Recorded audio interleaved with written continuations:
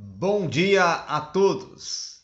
Nós estamos juntos mais uma vez para uma conversa, um diálogo, uma breve aula sobre direito civil. Nós vamos falar nesta oportunidade sobre o processo de execução dentro desta área do direito civil. Muito bem, nós vamos dar início a essa nossa aula falando sobre a responsabilidade de imóvel que é submetido, ao regime de direito de superfície, conforme está até inclusive previsto no artigo 791 do NCPC, do NCPC. O que temos que primeiramente guardar e primeiramente observar é que há de se esclarecer que o direito real de superfície ele é previsto. Então, ele é um direito previsto dentro do artigo 1369 até o 1377. Então, ele é um artigo previsto dentro do Código Civil.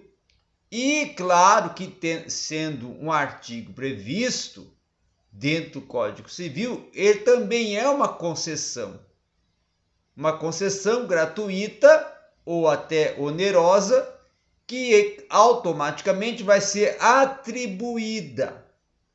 Então, ela vai ser concedida, pelo proprietário a outro, ou seja, àquele que vai comprar ou adquirir, E esse outro vai ter o direito de construir ou de plantar em seu terreno, certo? Por tempo determinado, automaticamente, mediante uma escritura pública devidamente registrada no cartório de registro de imóveis.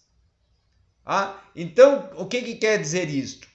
Que esta é uma oportunidade que o proprietário vai conceder de forma gratuita para que alguém que tenha a disponibilidade, a condição, a capacidade, que entram em um acordo.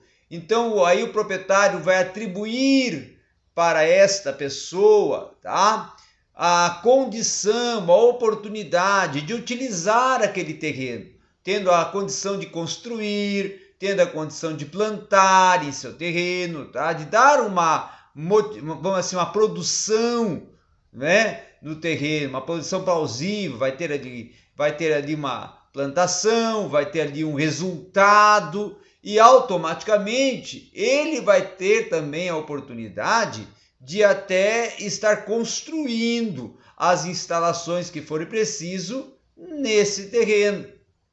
Claro que isso vai ser por um tempo determinado, não vai ser para sempre, vai ter um tempo determinado, que vai ser mediante uma escritura, que vai ser uma escritura pública devidamente registrada no cartório, para ser ali um comprovante, legal perante um registro no cartório oficializado. E isso vai ser, claro, no cartório de registro de imóveis. Tendo este assunto sido resolvido, aí nós vamos ver surgir dois direitos reais dentro desta ação. Primeiro, o direito sobre o imóvel, que de titulares diferentes ou direitos e obrigações vinculadas ao terreno. Então, são aqueles que são vinculados à construção ou à plantação. Eu vou até repetir aqui. Vão surgir, então, dois direitos reais sobre o imóvel, de titulares diferentes, Os direitos e obrigações vinculadas ao terreno, que é o primeiro, e aqueles que são vinculados à construção ou à plantação, certo? Já no artigo 791, vai se tratar, de forma até considerada inédita, da penhora sobre o bem imóvel, que é sujeito ao regime do direito de superfície. Então, esse artigo, ele, de uma forma inédita, nos concede a oportunidade de estarmos vendo o que é previsto sobre a penhora sobre o bem imóvel, sujeito esse ao regime do direito de superfície. Tá? O que vem a ser? Sendo o executado, ou seja, o proprietário, somente o terreno, tá, vai responder pela satisfação do direito exequente, que é justamente aquele que, enquanto que sendo executado o superficiário, tá, somente a plantação ou a construção se tornará objeto de penhora. Detalhe, inclusive, que com registros distintos em cartório, tá? Não pode ser feito sem ser oficializado com registros distintos em cartório, conforme prevê o parágrafo 1º, tá? Do artigo 791.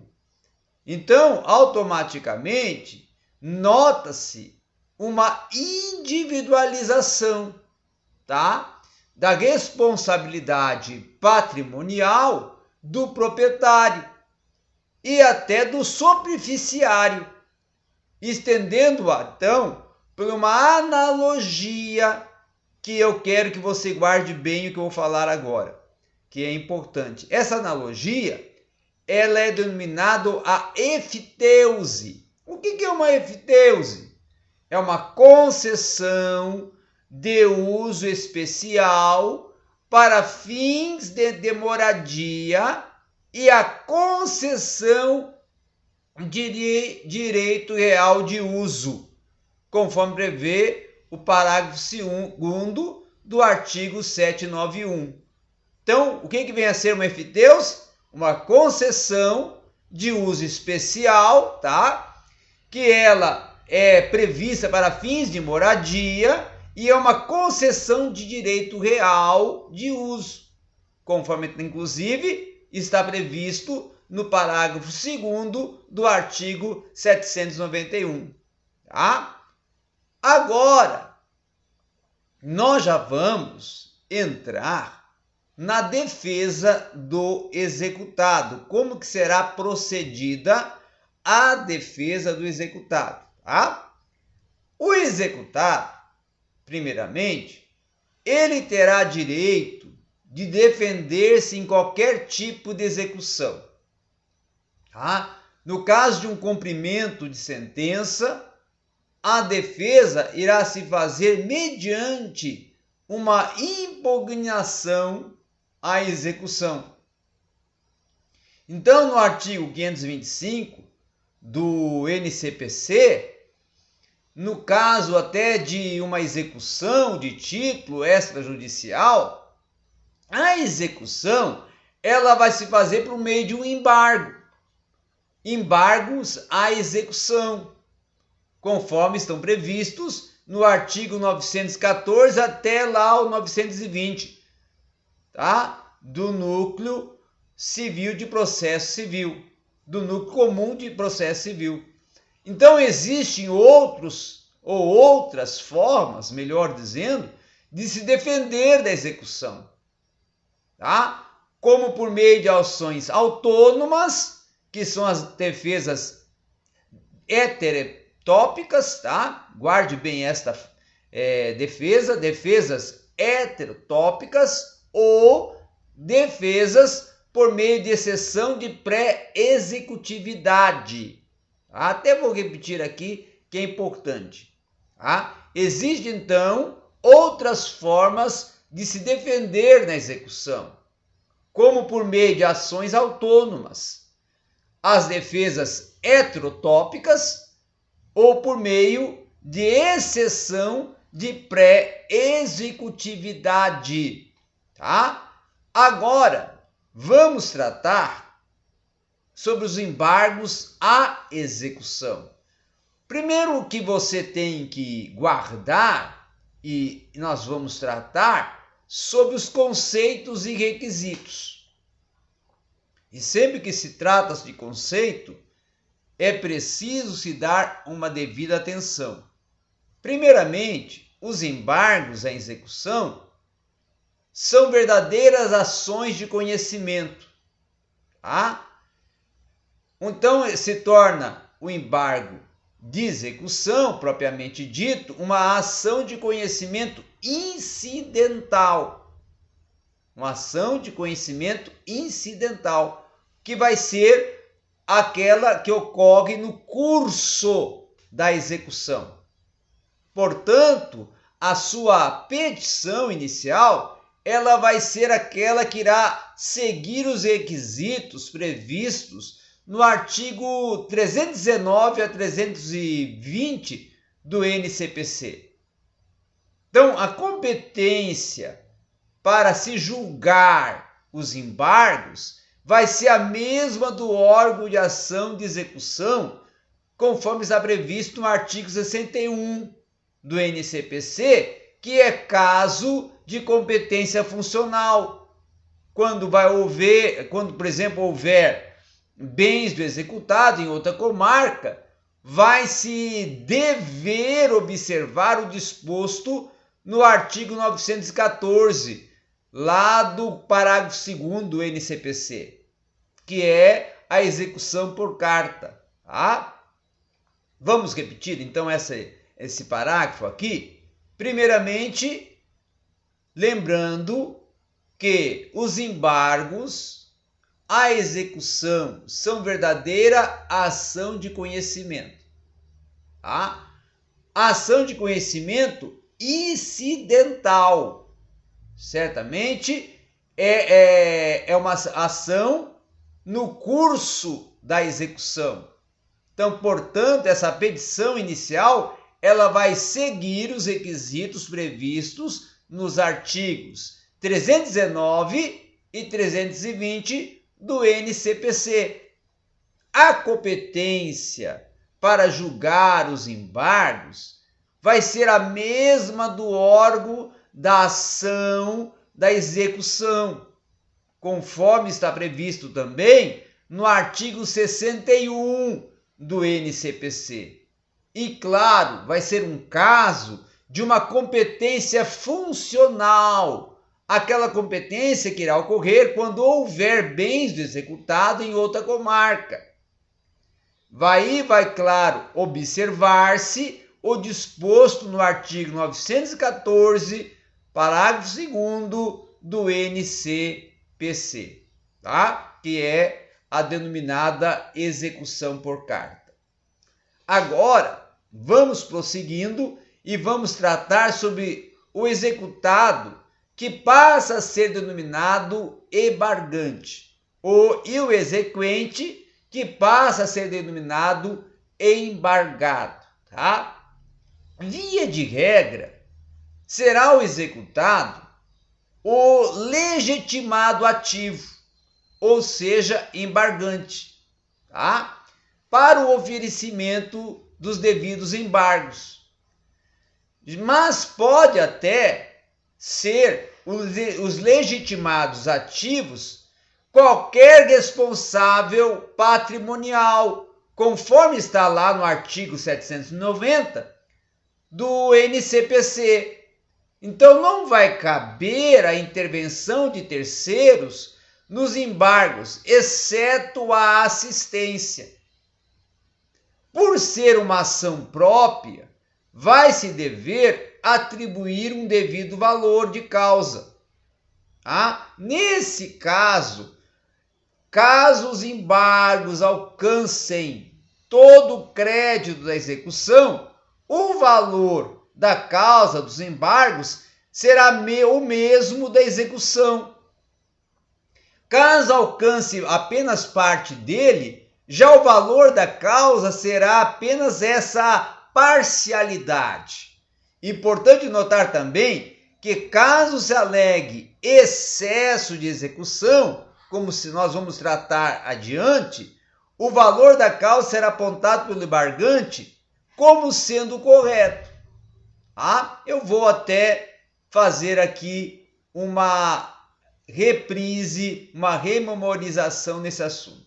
Primeiro, o executado passa a ser denominado embargante. E o exequente passa a ser denominado embargado. Via de regra, será o executado o legitimado ativo, considerado embargante, para o oferecimento dos devidos embargos, mas pode ser legitimados ativos qualquer responsável patrimonial, dentro do que está previsto no artigo 790 do NCPC. Não cabe, então, uma intervenção de terceiros nos embargos, exceto a denominado assistência. Por ser uma ação própria, vai se dever atribuir o valor de causa. Nesse caso, caso os embargos alcancem todo o crédito da execução, o valor da causa dos embargos será o mesmo da execução. Caso alcance apenas parte dele, o valor de causa será apenas essa parcialidade, essa parte dele, Importante notar também que, caso venha se alegar excesso de execução, como nós vamos tratar mais adiante, o valor de causa ele será apontado, pelo embargante como sendo o correto, Outro quesito, outra questão que temos que tratar também, ainda nesta aula, e vamos tratar, é o que está previsto no artigo 915, que é os contados a partir da citação nos termos do artigo 231 do NCPC, Apesar de, na execução por quantia certa, o executado ser citado para pagar o devido em 3 dias do NCPC, o prazo para opor os embargos à execução será até de 15 dias úteis, Conforme está previsto no artigo 915 do NCPC.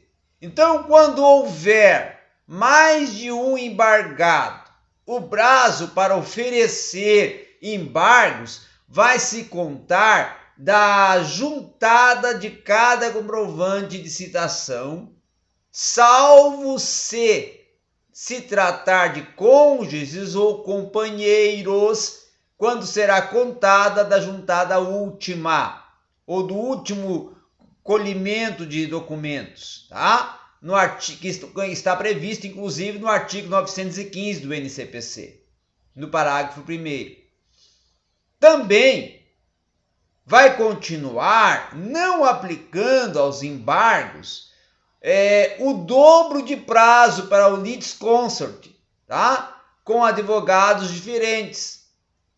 Também, uma outra questão importante, que por força da previsão do artigo 915, parágrafo 3º do NCPC, é que vai ocorrer o que estamos falando sobre a aplicação aos embargos, o dobro de prazo para os litisconsorts com advogados diferentes serem desenvolvidos ou aplicados, conforme está previsto no artigo 229 do NCPC, por força da previsão do artigo 915, parágrafo 3º do NCPC.